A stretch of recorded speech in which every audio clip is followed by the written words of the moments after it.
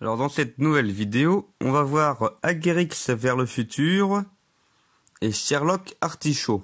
Alors tout d'abord, Aguerix vers le futur, c'est une parodie de l'univers de Astérix et aussi un peu de Retour vers le futur vu qu'il y a du voyage dans le temps.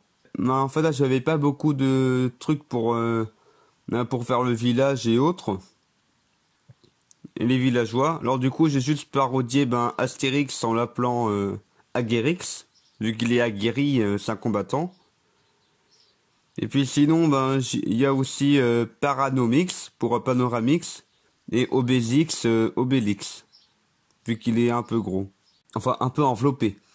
Et du coup là, là j'ai été chercher comment s'appelait le village d'Astérix. En fait, il a toujours été appelé le village des irréductibles. Il n'a pas de nom, leur village.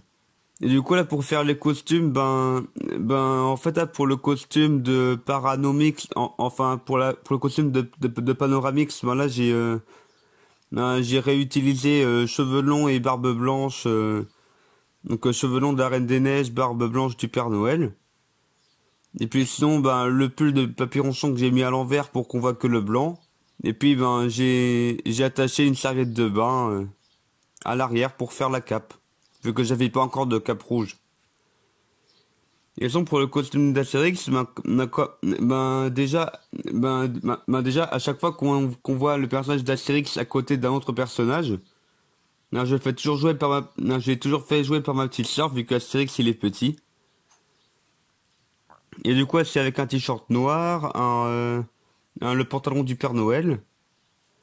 Et puis sinon il y a aussi une petite perruque blonde et un casque de viking avec lequel j'ai fait des ailes en carton, en papier cartonné.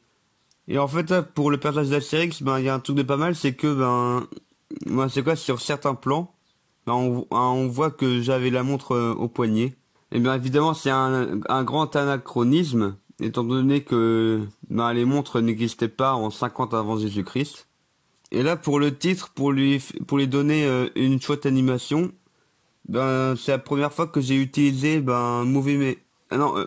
plutôt que Wonder Star Filmora ou Movie Maker. C'est la première fois que j'ai utilisé un PowerPoint pour faire une belle apparition là pour les lettres. Enfin là pour les mots. Mais en fait, comme il a été dit dans le générique de fin, en fait le personnage au squid à capuche, quand il fume, en vrai c'est un bout de bois. Et là, dans scène au commissariat, c'est la première fois qu'on voit vraiment que la moustache, elle tient mal. Genre là, j'étais obligé de la faire tenir avec mes doigts, quoi. Sinon, la moustache, elle tombait. Et désolé du bazar derrière, mais c'est le bureau de mon père. Et en fait, là, quand il y a un avocat là qui écoute de la musique, alors bien sûr, c'est pas branché, c'est éteint. Mais en fait, c'est juste pour faire un peu une mise en abîme, un peu une sorte de brisage de quatrième mur, quoi, par rapport à la musique d'Astérix, comme si elle était vraiment écoutée par un gars. Et là, pour le juge, là, j'ai réutilisé costume et accessoires, comme quand il y a mon grand frère qui avait joué le juge. Et puis là, pour faire un peu le piédestal, en fait, là, j'ai tout simplement pris une poubelle et du coup je me suis filmé dehors plutôt que sur fond vert. Et là, dans ce plan-là où Aguerix il est changé pour être habillé en prisonnier, en fait c'est vraiment la dernière fois où j'ai filmé ma petite sœur torse nu. Et parce qu'à partir d'un moment, il y a la croissance et du coup, ça se fait plus trop de filmer torse nu. Alors là, en fait, là, quand je me filmais sur fond vert, un peu comme aujourd'hui quand je me filme sur fond vert, même si à la base le personnage porte des chaussures, là je porte des chaussons. Ou alors limite je suis en chaussettes. Et là du coup, c'est mon premier cosplay entre guillemets de Obélix. Où en fait là c'est avec un casque de Romain, avec avec des nattes blanches là qui viennent en fait d'un bonnet de Père Noël, mais avec des nattes blanches. Donc j'imagine que c'est pour un costume de la mère Noël.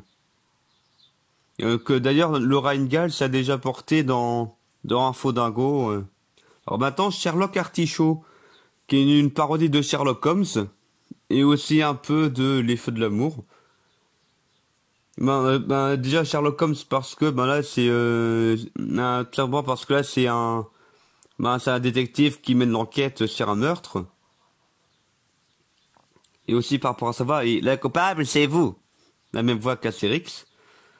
Et en fait là j'ai fait appeler Sherlock Artichaut, Artichaut plutôt que Poirot, parce que Sherlock Holmes c'est pour parce que Sherlock Artichaut c'est pour Sherlock Holmes et Hercule Poirot. Et du coup là pour l'ambiance les feux de l'amour, c'est tout simplement par rapport au fait que il y a des relations dans tous les sens, il y a de l'infidélité, et puis c'est dans une grande maison.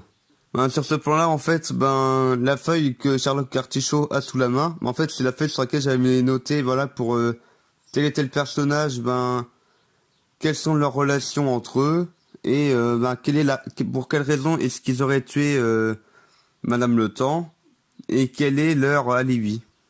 J'ai tout noté dessus, en fait. Alors là, le bâton de Sherlock Artichaut, en fait, là, c'est un bâton aimanté. C'est-à-dire qu'il y a un petit aimant au bout. Et là, en fait, là, le collier, il a été fait en billet aimanté. Et en fait, là, sur ce plan-là, ce qui est pas mal, c'est que, en fait, là, je portais des Monsieur Patates pour faire un peu les poitrines. Mais on voit mes vrais tétons en dessous. Et puis, sur ce plan-là, où le collier est mis, en fait, c'est ma petite sœur qui me mettait le collier. En fait, là, sur ce plan-là, et celui-là, à chaque fois qu'il y a un personnage qui est le moins vu, ou alors qui est en l'air, en fait, il est joué par ma petite sœur. Et en fait, là, sur ce point-là, en fait, là, il y avait une petite phrase qui avait été retirée parce que ça faisait pas terrible. Qui a été que, là, il y avait la femme qui disait si tu me touches mes nénés, alors je te touche ton nez. Voilà, c'est tout pour cette vidéo d'anecdotes.